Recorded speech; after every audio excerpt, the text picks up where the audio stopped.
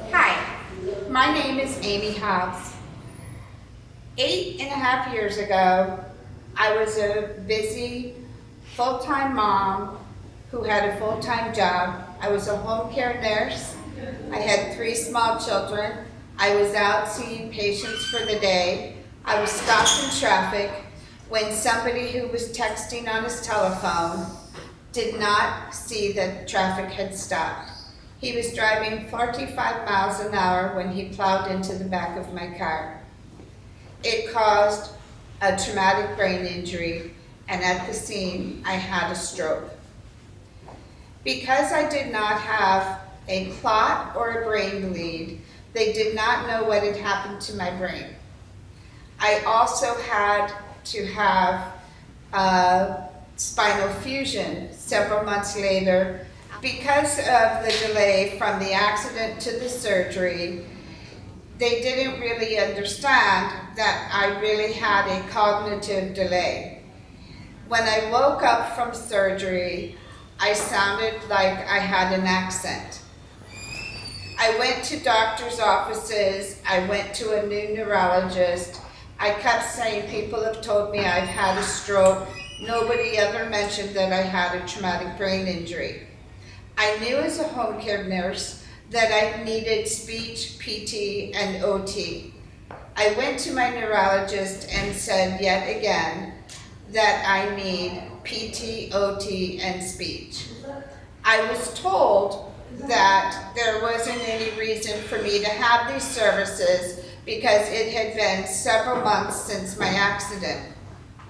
Angry, confused, frustrated, and fearful, I left the neurologist's office. As I was walking out of his office, I went to open the door and I looked down, and in the seat that I was sitting in happened to be a brochure for brain injury services. I picked up the brochure and handed it to my husband, and I said, "These people are going to change our lives." "Why?" he said. "Nobody else has been able to help us." I placed the call, and shortly after, Lisa from Brain Injury Services came out and met me. "Yes," she said, "we are definitely going to be able to help you." Through working with them, I was assigned a case manager. I started going to their recovery group meetings that they had once a month. I met another neuropsychologist who was able to say that yes, not only did I have a stroke, but I also had a traumatic brain injury. And the reason that I woke up from surgery sounding like all of a sudden I was Jamaican, I had developed a very rare brain disorder called foreign accent syndrome. So after a year, the accent actually settled into an Irish accent. When I started going to the recovery group through Brain Injury Services, it's a monthly group, that is where I met this fellow sitting next to me. My name is Wayne Malick. I had my stroke July 2nd, 2010, and I've had a lot of success with Brain Injury Services, getting out in the community, volunteering in different places. So Wayne actually was on vacation when you had your stroke. So where were you when you had your stroke? I was in Ocean City, Maryland. Wayne and I met at one of these recovery groups.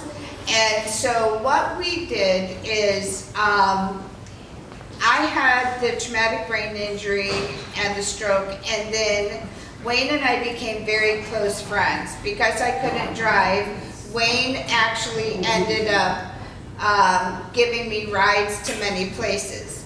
So Wayne would take me where? Different support groups that you need to get to. My church provided me with transportation to and from therapy, so I was just paying it for it, giving other people rides. That's right. And actually the reason that I was going to these different support groups is because of Wayne. Wayne introduced me to a lot of the different support groups around the area. And then after we met and became very close friends, we have a very similar personality of not giving up and, you know, getting up every day and just living as if we didn't have it, and, you know, not letting it slow us down. So we became kind of mentors to other people. And we've now joined and are starting, what are we starting? A&W Peer Sport and Mentoring Group. Yep, so after the first of the year, we're gonna pay it forward and start mentoring other people. And we would not have been able to do this if it had not been for brain injury services.